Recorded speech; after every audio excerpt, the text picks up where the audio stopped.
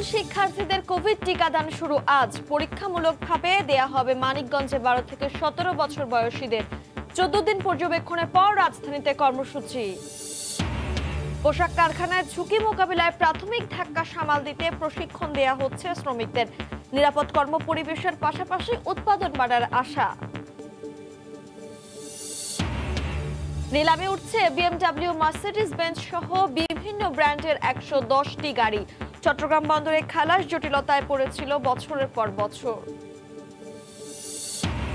কক্সবাজার সমুদ্র সৈকত জুড়ে প্লাস্টিকের বর্জ্য, দূষিত হচ্ছে পরিবেশ। পর্যটকদের সচেতন করতে নেই প্রশাসনের উদ্যোগ, দ্রুত ব্যবস্থা নেওয়ার আশ্বাস। এবং ভেঙে পড়েছে পাকিস্তানের অর্থনীতি, মুদ্রাস্ফীতির রেকর্ড। নিত্য প্রয়োজনীয় পণ্যের দাম আকাশ ছোঁয়া, বেসামাল অবস্থা প্রশাসনের।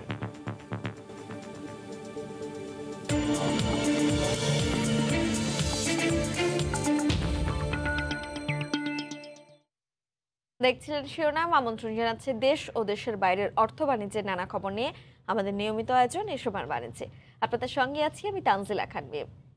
আজ থেকে শুরু হচ্ছে স্কুল শিক্ষার্থীদের পরীক্ষামূলক কোভিড টিকাদান কর্মসূচি। মানিকগঞ্জের কর্নেল মালেক মেডিকেল কলেজ হাসপাতালে 12 থেকে 17 বছর বয়সী শিক্ষার্থীদের পরীক্ষামূলকভাবে দেয়া হবে ফাইজারের টিকা। তাদের 10 থেকে 14 দিন পর্যবেক্ষণে রাখার পর রাজধানীতে বড় আকারে শুরু হবে এই টিকা কার্যক্রম। শিক্ষার্থীদের টিকা দেয়া হবে জন্মসনদের ভিত্তিতে। এর আগে স্বাস্থ্যমন্ত্রী জানিয়েছিলেন বর্তমানে সরকারের হাতে আছে 60 লাখ ডোজ ফাইজারের টিকা। দ্বিতীয় ডোজ হাতে রেখে 30 লাখ শিক্ষার্থীদের দেয়া হবে এই টিকা। সরবরাহ বাড়ার সঙ্গে বাড়বে টিকা দেওয়ার হার।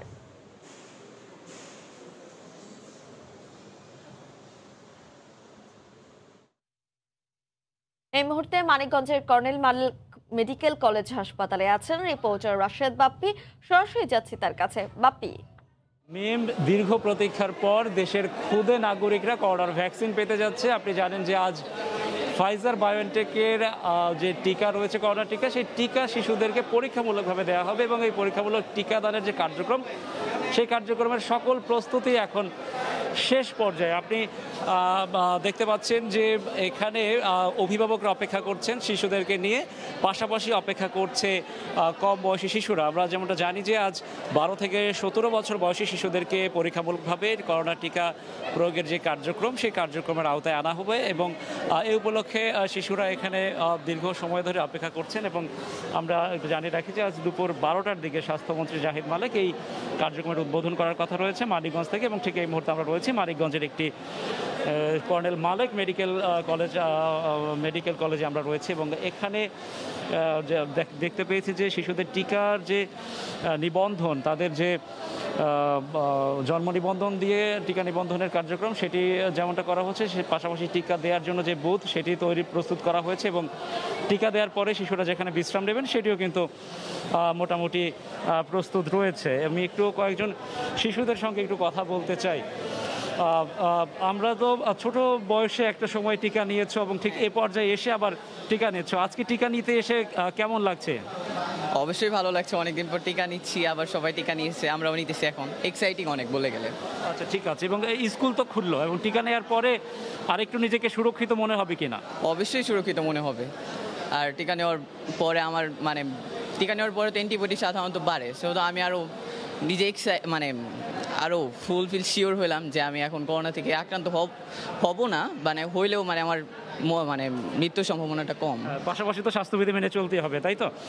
আমরা এখানে দেখতে পাচ্ছি যে ক্ষুদে শিক্ষার্থীরা তারা অপেক্ষা করছে। আমরা যেমনটা জানি যে এখানে মোট 2টি সরকারি স্কুলের 100 জন শিক্ষার্থী অপেক্ষা করছে। আমি একটু তোমার সাথে একটু কথা বলতে চাই। আজকে টিকা নিতে আসছে এবং টিকা নিতে এসে এখন কি মনে হচ্ছে, কেমন লাগছে? মেনলি একটু নার্ভাস। এছাড়া যেহেতু টিকা দেওয়া হচ্ছে, আমাদের ইমিউনিটি সিস্টেম বাড়বে, আরও করোনা ভাইরাসকে প্রতিরোধ করতে পারবো, সেই হিসেবে ভালোই লাগছে। নার্ভাস কেন লাগছে? সুই ইনজেকশন যেহেতু, সেই কারণে। এছাড়া এভরিথিং ইজ ওকে। আর এমনিতে টিকা নিলে তো নিজেকে আরো সুরক্ষিত মনে হবে না? হ্যাঁ, অবশ্যই, তা তো অবশ্যই, কারণ এটা আমাদের ইমিউনিটি সিস্টেমকে আরও বেশি ডেভেলপ করে। That's why. আচ্ছা, টিকা নেওয়ার পরে আসলে কি করতে হবে? স্বাস্থ্যবিধি আমরা কি মানবো কিনা? হ্যাঁ অবশ্যই, কারণ টিকা নেওয়ার পরেও আমাদের করোনা ভাইরাস ইনফেক্টেড করতে পারে। দ্যাটস আমাদেরকে আগের মতনই সব কিছু করতে হবে, যেমন মাস্ক পরতে হবে, দেন হাত ধুতে হবে ঠিক মতন, মানে স্বাভাবিক কার্যক্রম চালিয়ে যেতে হবে। অনেক ধন্যবাদ মিম। আমরা শুনলাম যে এখানে যে ক্ষুদে শিক্ষার্থীরা অপেক্ষা করছে তারা কিন্তু এটি ভালো করে জানেন যে টিকা নেয়ার পরেও তাদেরকে স্বাস্থ্যবিধি মেনে চলতে হবে এবং তারা অপেক্ষা করছে কখন সেই মাহেন্দ্রক্ষণ আসবে। আমরা প্রথমে যেমনটা বলেছি যে দুপুর 12টার দিকে স্বাস্থ্যমন্ত্রী জাহিদ মালিক এখানে আসবেন এবং তিনি এসে এই কার্যক্রমটা উদ্বোধন করবেন। তখন আবার আপনার মাধ্যমে দর্শকদের জানিয়ে দেওয়ার চেষ্টা করব আজকের যে টিকাদান কার্যক্রম যে পরীক্ষামূলকভাবে শিশুদের যে শুরু হচ্ছে তার সবশেষ খবর। মিম। মানিকগঞ্জের কর্নেল মালেক মেডিকেল কলেজ হাসপাতাল থেকে সরাসরি জানাচ্ছিলেন সহকর্মী রাশেদ বাপ্পি। এখন আর ছোটখাটো ইনজুরিতে প্রোডাকশন ফ্লোর ছাড়তে হয় না পোশাক শ্রমিকদের। সহকর্মীর দেয়া প্রাথমিক চিকিৎসাতেই মেলে সমাধান। এমনকি আগুন লাগলেও ফায়ার সার্ভিস আসার আগে প্রাথমিক ধাক্কাটা সামলে নিতে পারে নিজেরাই। মালিকপক্ষ বলছেন সুরক্ষা বিষয়ক বিভিন্ন প্রশিক্ষণ নেওয়া শ্রমিকরা যেমন ভূমিকা রাখে কারখানা নিরাপদ রাখতে, তেমনি এতে বাড়ে উৎপাদনশীলতা। কামরুল হাসান সবুজের রিপোর্ট। সুই সুতার এই কারিগরদের শ্রমে ঘামেই পুষ্ট হয় দেশের অর্থনীতি, আসে রপ্তানি আয়ের ৮০% বেশি।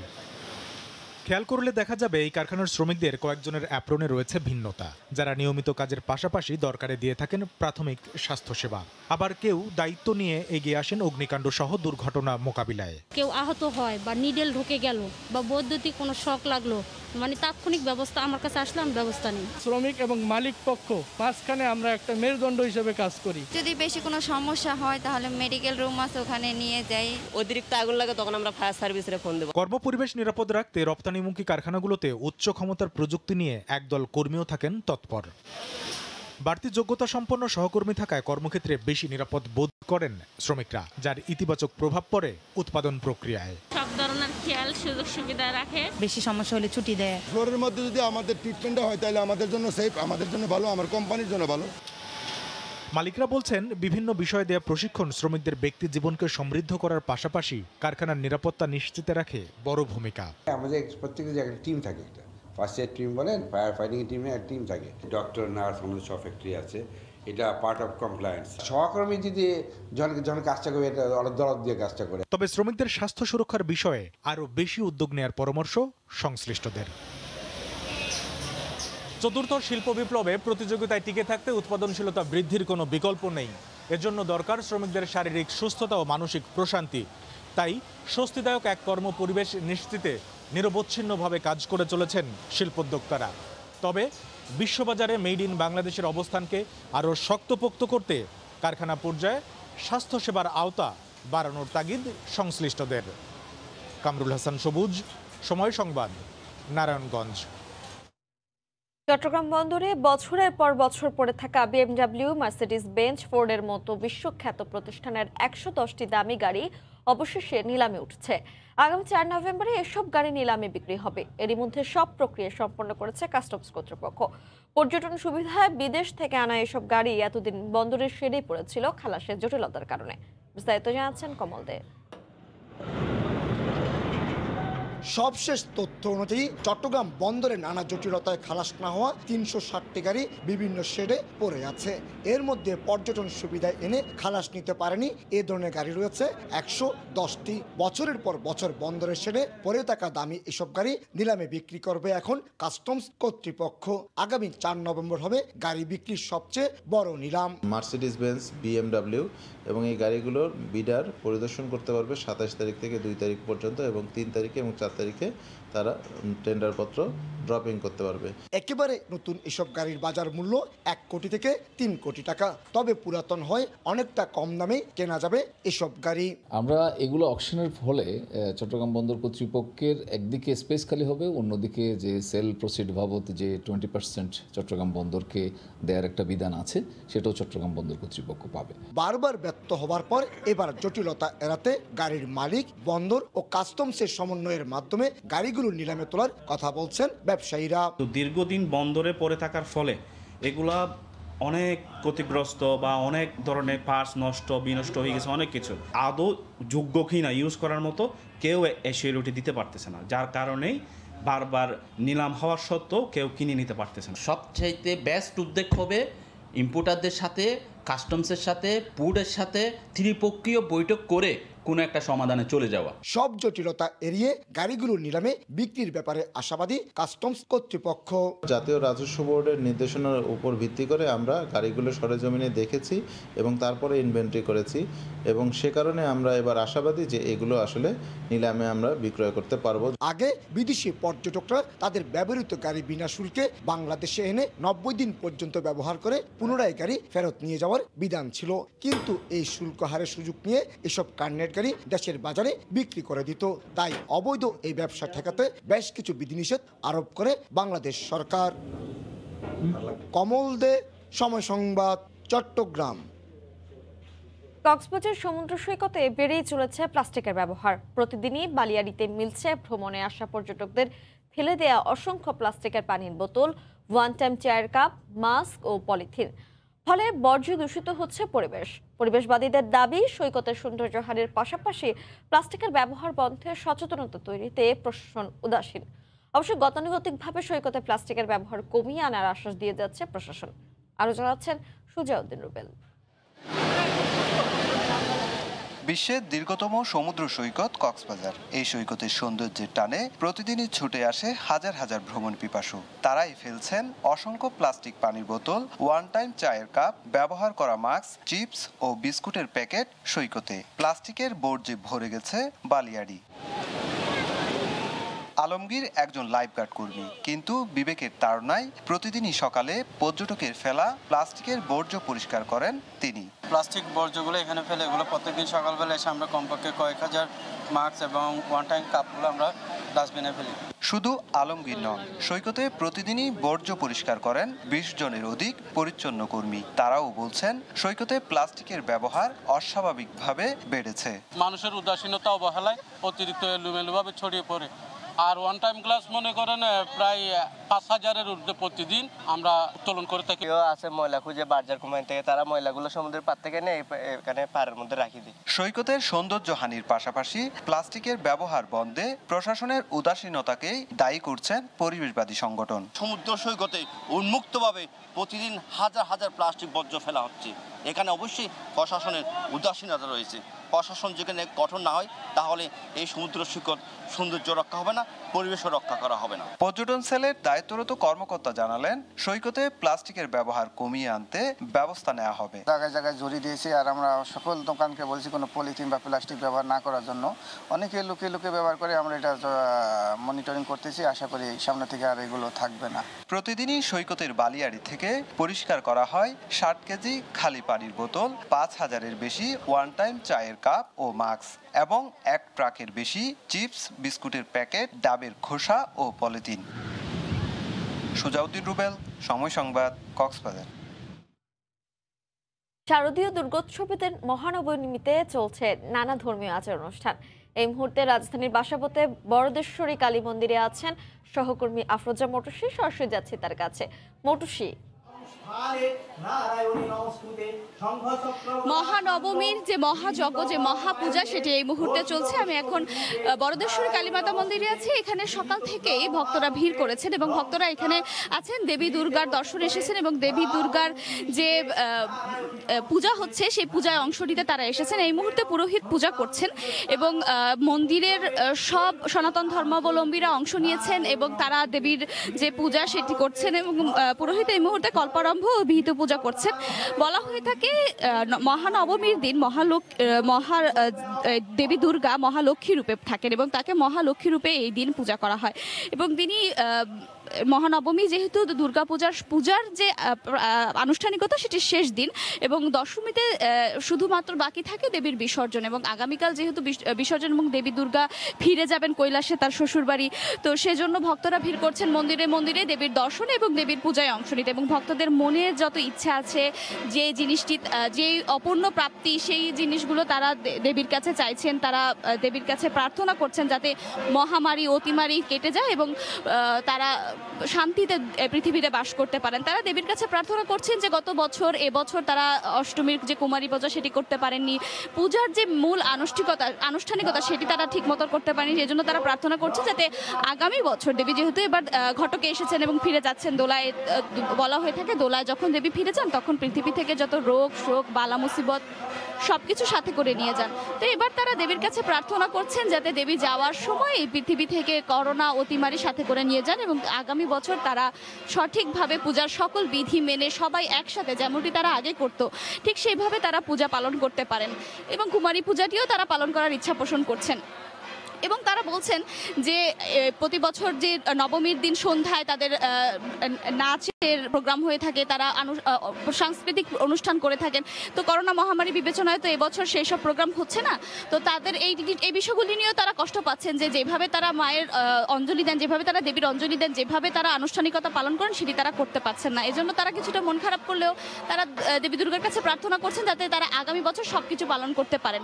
মহানবমীতে তারা আনুষ্ঠানিকতা পালন করে থাকেন এবং সাংস্কৃতিক অনুষ্ঠান করে থাকেন, গান হয়ে থাকে, নাচ হয়ে থাকে। এবছর এগুলো কিছুই হচ্ছে না, নাচের যে প্রতিযোগিতা হয় সেগুলো কিছুই হচ্ছে না।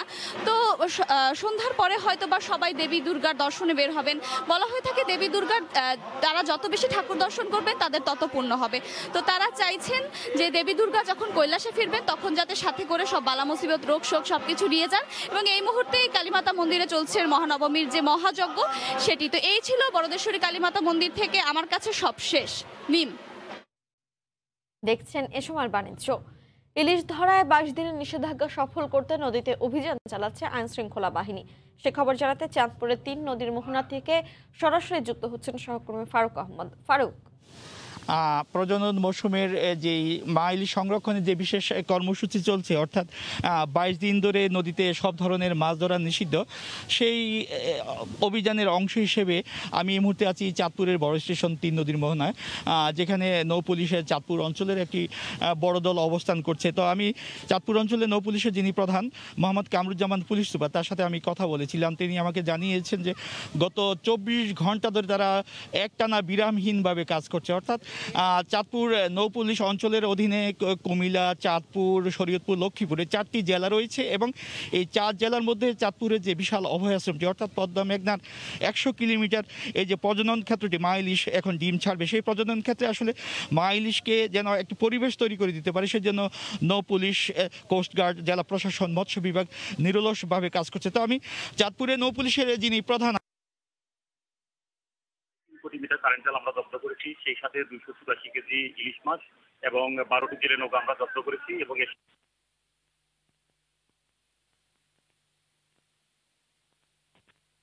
এই অভিযান 25 অক্টোবর পর্যন্ত চলবে। ধন্যবাদ মোহাম্মদ কামরুজ্জামান। আসলে তিনি যেমনটি জানিয়েছেন হয়েছে এবং জড়িতদের বিরুদ্ধে 7টি নিয়মিত মামলা রুজু করা হয়েছে। এই অভিযান 25 অক্টোবর পর্যন্ত চলবে। ধন্যবাদ মোহাম্মদ কামরুজ্জামান। আসলে তিনি যেমনটি জানিয়েছিলেন যে চাঁদপুরে যে অভিযানটি চলছে এটি ছিল তাদের একক প্রচেষ্টা। এর সঙ্গে কিন্তু জেলা টাস্ক ফোর্স অর্থাৎ মাইল সংরক্ষণের যে কমিটিটি আছে সেই কমিটিও এখানে কাজ করছে। আমি যদি গত 24 ঘন্টা চাঁদপুরে সব মিলিয়ে একটি অভিযানের চিত্র তুলে ধরতে চাই তাহলে বলতে পারি যে চাঁদপুরে এই পর্যন্ত প্রায় 2 কোটি মিটার কারেন্ট জাল, একের সঙ্গে 400 কেজি মা ইলিশ, তার সঙ্গে বেশ কিছু মাছ ধরার নৌকা এবং প্রায় 40 জন জেলেকে আটক করে। সব মিলিয়ে বলা যেতে পারে চাঁদপুরে এই পর্যন্ত 140 জন জেলেকে আটক করা হয়েছে, যাদেরকে বিভিন্ন মেয়াদে কারাদণ্ড দেওয়া হয়েছে। আর নৌ পুলিশ আরেকটি বিষয় সেটি হলো যে নিয়মিত মামলা করেছে জেলেদের, মামলার সংখ্যা 60টি। তো এই ছিল চাঁদপুরের পদ্মা মেঘনায় প্রজনন মৌসুমে মা ইলিশ সংরক্ষণের সবশেষ তথ্য। মিম, চাঁদপুরের 3 নদীর মোহনা থেকে সরাসরি আমাদের সাথে যুক্ত। দেখছেন এ সময় বাণিজ্য। বাগেরহাটের কচুয়ায় সরগরম সুপারির হাট। সাপ্তাহিক হাটে অন্তত কোটি টাকার বেশি সুপারি কেনাবেচা হয়। গত বছরের তুলনায় এবার আবহাওয়া ভালো থাকায় উৎপাদন ভালো হয়েছে, দামেও খুশি বিক্রেতারা। এভাবে বাজার দর অব্যাহত থাকলে সুপারি চাষিরা লাভবান হবে বলে জানান বিক্রেতারা। আলী আকবরের টুটুলের পাঠান তথ্য, ছবিতে রিপোর্ট। অন্যতম অর্থকরী ফসল সুপারির জন্য বিখ্যাত বাগেরহাট জেলা। এখানে সবথেকে বেশি সুপারির উৎপাদন হয় কচুয়া উপজেলায়। প্রতি সপ্তাহের রোববার ও বৃহস্পতিবার হাটের দিন কোটি টাকার সুপারি বিক্রি হয়। ভোর থেকেই বাধাল বাজারের হাট সরগরম হয়ে ওঠে সুপারি বিক্রেতার হাক ডাকে। বেচাকেনা চলে বিকেল পর্যন্ত। এখানকার সুপারি কিনতে ভিড় করেন দূর দূরান্তের ব্যবসায়ী এবং সাধারণ ক্রেতারাও। এক কুড়িতে থাকে 231টি সুপারি, বিক্রি হয় 300 থেকে 500 টাকা দরে, যা তুলনামূলক কম দামে পাওয়ায় খুশি ক্রেতারা। তবে সুপারির বস্তা প্রতি 100 টাকার চেয়ে কম ইজারা নেওয়ার দাবি জানান তারা। দাম মোটামুটি আছে, কিন্তু মাল খুব বেশি হয়েছে এবার। এক কুড়ি সুপারি কখনো 230, কখনো 250, কখনো 400, কখনো 500। এখানে সুপারি কেনাকাটা করি, রংপুর নিয়ে যাই, বাজার ভালো। 400, 450, 500, 600 বিক্রি হচ্ছে। এরকম থাকলে লাভবান হবো আমরা। প্রতি হাটে প্রায় 1500 বস্তা সুপারি এই হাটে বিক্রি হয় বলে জানান স্থানীয় আড়তদাররা। প্রতি হাটে 1.5 থেকে 2000 বস্তা সুপারি হয় এবং বাজার মূল্য খুব ভালো এবং ফলনও খুব ভালো। এইভাবে যদি বাজার থাকে তাহলে হয়তো আমরাও লাভবান হব এবং চাষিরাও লাভবান হবে। বাগেরহাট কচুয়া উপজেলায় 1210 হেক্টর জমিতে 4114 মেট্রিক টন সুপারি উৎপাদন হয়। সময় সংবাদ, বাগেরহাট। বঙ্গবন্ধু শেখ মুজিবুর রহমানের আদর্শে স্কুল শিক্ষার্থীদের অনুপ্রাণিত করতে রাজশাহী বিভাগের 35টি বিদ্যালয়ে মুজিব গ্রাফিক নোভেল বই বিতরণ করা হয়েছে। গতকাল বেলা 11:30টার দিকে রাজশাহী শিল্পকলা একাডেমিতে এই উপলক্ষে এক অনুষ্ঠানের আয়োজন করা হয়। এ সময় বিভাগীয় কমিশনার ডক্টর হুমায়ুন কবির 35টি বিদ্যালয়ের প্রতিনিধিদের কাছে 1400 বই হস্তান্তর করেন। প্রত্যেক স্কুলের জন্য দেওয়া হয় 5 সেট করে মোট 40টি বই। অনুষ্ঠানে বিকাশের chief external and corporate affairs officer অবসরপ্রাপ্ত মেজর জেনারেল শেখ মনিরুল ইসলাম সহ অনেক উপস্থিত ছিলেন।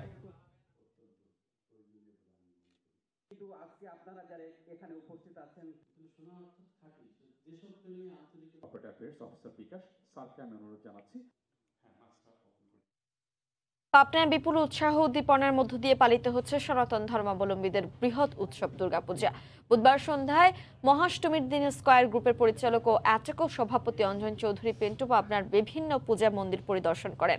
এ সময় পাবনা জেলা পূজা উদযাপন পরিষদ সভাপতি বিনয় জ্যোতি কুণ্ডু, পাবনা পৌরসভার সাবেক মেয়র কামরুল হাসান মিন্ট এবং পাবনা জেলা মুক্তিযুদ্ধ সংসদের সাবেক commander Habibur Rahman Habib, Pabna press club সভাপতি ABM ফজলুর রহমান, জেলা যুবলীগ আহ্বায়ক আলী মর্তুজা বিশ্বাসতনে উপস্থিত ছিলেন।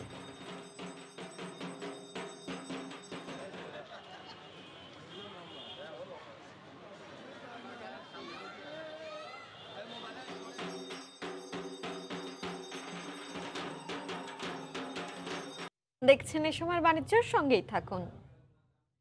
দেখছেন এই সময়ের বাণিজ্য। অর্থনৈতিক সংকটে পড়েছে পাকিস্তান। দেশটির মুদ্রাস্ফীতি রেকর্ড পর্যায়ে পৌঁছেছে। এতে বেড়েছে চিনি, চা পাতা, গ্যাসের মতো নিত্য প্রয়োজনীয় পণ্যের দাম। এমনকি 1 কাপ চায়ের দাম 40 রুপিতে পৌঁছেছে। সাধারণ মানুষের নাগালের বাইরে চলে যাচ্ছে সবকিছু। পরিস্থিতি সামাল দিতে হিমশিম খাচ্ছে প্রশাসন। দিন দিন খারাপ হচ্ছে পাকিস্তানের অর্থনৈতিক অবস্থা। পুরোপুরি ভেঙে পড়েছে অর্থব্যবস্থা। এর প্রভাব পড়েছে সব ক্ষেত্রেই। মুদ্রাস্ফীতি রেকর্ড ছুঁয়েছে। নিত্য প্রয়োজনীয় পণ্যের দাম আকাশ ছোঁয়া হয়েছে। এমনকি চতুর্থ বড় শহর রাওয়ালপিন্ডিতে প্রতি কাপ চা বিক্রি হচ্ছে 40 রুপিতে, যা সাধারণ মানুষের নাগালের বাইরে। কিছু ক্যাফেটেরিয়া ও রেস্তোরাঁয় 1 কাপ চায়ের দাম 45 রুপি পর্যন্ত রাখা হচ্ছে। বিক্রেতারা বলছেন, চা পাতা, টি ব্যাগ, দুধ, চিনি ও গ্যাসের মূল্য বৃদ্ধির কারণে 1 কাপ চায়ের দাম 30 থেকে বাড়িয়ে 40 রুপি করা হয়েছে। এর কারণে অনেকে চা খাওয়াই কমিয়ে দিয়েছেন, আবার অনেকে চা খাওয়া ছেড়ে দেওয়ার কথা ভাবছেন। জানা গেছে, পাকিস্তানে প্রতি লিটার দুধের দাম 105 থেকে 120 রুপি হয়েছে। খোলা চা পাতা কেজিতে 100 বেড়ে 900 রুপি হয়েছে। গ্যাস সিলিন্ডারের দাম হয়েছে দ্বিগুণ। 1 সিলিন্ডার তরল গ্যাস 1500 রুপিতে পাওয়া গেলেও তা এখন 3000 রুপিতে পাওয়া যাচ্ছে। কোভিড মহামারী, দারিদ্রতা সামাল দিতে না পারা, কর্মসংস্থানের অভাব, বৈদেশিক বিনিয়োগ না থাকায় বেকায়দায় পড়েছে পাকিস্তান। এমন অবস্থায় বিপাকে পড়েছে খোদ কর্তৃপক্ষ। ক্ষোভ বাড়ছে ইমরান খান প্রশাসনের ওপর। সৈয়দ ইফতেখার, সময় সংবাদ। দেখছেন এ সময়ের বাণিজ্য। বিশ্বব্যাপী ইলেকট্রনিক চিপ সংকটের কারণে আইফোন 13 উৎপাদন কমানোর ঘোষণা দিয়েছে প্রযুক্তি জায়ান্ট অ্যাপল। সংকটের কারণে 1 কোটি আইফোন 13 কম উৎপাদন করা হবে বলে জানায় প্রতিষ্ঠানটি। এই খবর প্রকাশের কয়েক ঘন্টার মধ্যেই অ্যাপলের শেয়ারের দর পড়ে যায়। নতুন কিছু চমক নিয়ে চলতি বছরের সেপ্টেম্বরে আইফোন 13 বাজারে আসে। এরপর থেকেই বিশ্বব্যাপী আইফোন 13-এর বিভিন্ন মডেল কেনার হিড়িক পড়ে বিশ্ববাজারে। কিন্তু মাসখানেক যেতেই আইফোন প্রেমীদের জন্য দুঃসংবাদ নিয়ে এলো অ্যাপল। প্রতিষ্ঠানটি জানায় বিশ্বব্যাপী ইলেকট্রনিক চিপ সংকটের কারণে কমানো হচ্ছে আইফোন 13 উৎপাদন। এবছরের শেষ নাগাদ 9 কোটি আইফোন 13 উৎপাদনের কথা ছিল প্রতিষ্ঠানটি, তবে চিপ সংকটের কারণে এখন 1 কোটি কম উৎপাদন করা হবে। এ খবর প্রকাশের কয়েক ঘন্টার মধ্যে অ্যাপলের শেয়ারের দর পড়ে যায় 1.2%। আইফোন 13-এ দ্রুতগতির A15 বায়োনিক চিপ ব্যবহার করা হয়েছে, আর এই চিপ সরবরাহকারী প্রতিষ্ঠান পর্যাপ্ত চিপ দিতে না পারায় এমন সিদ্ধান্ত নিতে হলো অ্যাপলকে। জিনিয়া শেখ, সময় সংবাদ। 15 অক্টোবর থেকে বন্ধ হচ্ছে ইতালির রাষ্ট্রীয় বিমান সেবাদাতা প্রতিষ্ঠান আল ইতালিয়া। সংস্থাটির সর্বশেষ ফ্লাইটটি আকাশে উড়বে 14 অক্টোবর। 1946 সালের 16 সেপ্টেম্বর থেকে সুনামের সঙ্গে প্রায় 75 বছর যাত্রী সেবা দিয়ে এসছে প্রতিষ্ঠানটি। সম্প্রতি ব্যাপক লোকসানের মুখে পড়ে নিজেদের ব্যবসা গুটিয়ে নিতে বাধ্য হচ্ছে আল ইতালিয়া। তবে 15 অক্টোবর থেকে ইতালির আকাশে উড়বে আইটিএ নামে নতুন করে রাষ্ট্রীয় পতাকাবাহী সংস্থার বিমান। ইতালির ভেনিস থেকে মাকসুদ রহমানের তথ্য ও ছবিতে বিস্তারিত। 15 অক্টোবর থেকে নীল আকাশের এয়ার রাডার ও সেই সঙ্গে বিশ্বের শতাধিক বিমানবন্দরের ডিসপ্লে স্ক্রিনে ইতালির রাষ্ট্রীয় পতাকাবাহী এয়ারলাইন্স আল ইতালিয়ার নাম আর দেখা যাবে না। 1946 সাল থেকে শুরু করে টানা প্রায় 75 বছর সুনামের সঙ্গে সার্ভিস দিয়ে আর্থিক মন্দায় পড়ে চিরদিনের জন্য বন্ধ হলো এই এয়ারলাইন্সটি। 84টি অত্যাধুনিক সচল উড়োজাহাজ, সেই সঙ্গে প্রায় 12,000 কর্মীরা বেকারের খাতায় নাম লিখিয়েছে আল ইতালিয়ার। এই প্রক্রিয়ায় ইতালি সরকারের আর্থিক ক্ষতির পরিমাণ কয়েকশো মিলিয়ন ইউরো। আল ইতালিয়া বন্ধ হয়ে গেলেও আসার কথা হচ্ছে 15 অক্টোবর থেকে ইতালির আকাশে উড়বে নতুন রাষ্ট্রীয় পতাকাবাহী বিমান ইতালিয়া ট্রান্সপোর্টো এরিও বা আইটিএ। ইতোমধ্যে 5 অক্টোবর থেকে নতুন বিমানের টিকিট বিক্রি শুরু করেছে সংস্থাটি। প্রথম দিন রোম ফিউমিচিনো এয়ারপোর্ট থেকে নিউ ইয়র্কের জেএফকে, মিয়ামি, বোস্টন ও লস অ্যাঞ্জেলেস এবং মিলানের মালপেন্সা থেকে নিউ ইয়র্কের জেএফকে এয়ারপোর্টে যাত্রা শুরু করবে আইটিএ এয়ারলাইন্সের বিমান। সেই সঙ্গে ইউরোপ ও ইতালির অভ্যন্তরীণ রুটেও যাত্রা শুরু করবে কয়েকটি ফ্লাইট। ধীরে ধীরে অপারেটিং ফ্লাইট সংখ্যাও আরো বৃদ্ধি করা হবে বলে জানায় আইটিএ। ইতোমধ্যে ইউরোপীয় ফ্লাইট কন্ট্রোল অথরিটি ও মার্কিন যুক্তরাষ্ট্রের ফ্লাইট মার্কেটিং এজেন্সির অনুমোদন পেয়েছে নতুন এই এয়ারলাইন্সটি। আমলাতান্ত্রিক জটিলতা, ধর্মঘট ও অতিরিক্ত ভাড়ার জন্য আল ইতালিয়া বন্ধ হয়েছে বলে জানায় ইউরোপের অর্থ ও বাজার গবেষণা প্রতিষ্ঠান। তবে ইতালির নতুন বিমান আইটিএ সব ধরনের চ্যালেঞ্জ মোকাবিলা করে এগিয়ে যাবে বলে মনে করেন এয়ারলাইন্সটির সংশ্লিষ্ট কর্মকর্তারা। সময় সংবাদ, ইতালি। এসব আর বাণিজ্যের শীর্ষ সংবাদগুলো জানিয়ে দিচ্ছি আরো একবার। স্কুল শিক্ষার্থীদের কোভিড টিকাদান শুরু আজ। পরীক্ষামূলকভাবে দেয়া হবে মানিকগঞ্জে 12 থেকে 17 বছর বয়সীদের 14 দিন পর্যবেক্ষণের পর রাজধানীতে কর্মসূচি। পোশাক কারখানায় ঝুঁকি মোকাবেলায় প্রাথমিক ধাক্কা সামাল দিতে প্রশিক্ষণ দেয়া হচ্ছে শ্রমিকদের। নিরাপদ কর্মপরিবেশের পাশাপাশি উৎপাদন বাড়ার আশা। এবং নিলামে উঠছে বিএমডব্লিউ, মার্সিডিজ বেঞ্জ সহ বিভিন্ন ব্র্যান্ডের 110টি গাড়ি। চট্টগ্রাম বন্দরে খালাস জটিলতায় পড়েছিল বছরের পর বছর। এই ছিল এই সময় বাণিজ্যের সঙ্গে থাকুন সময়।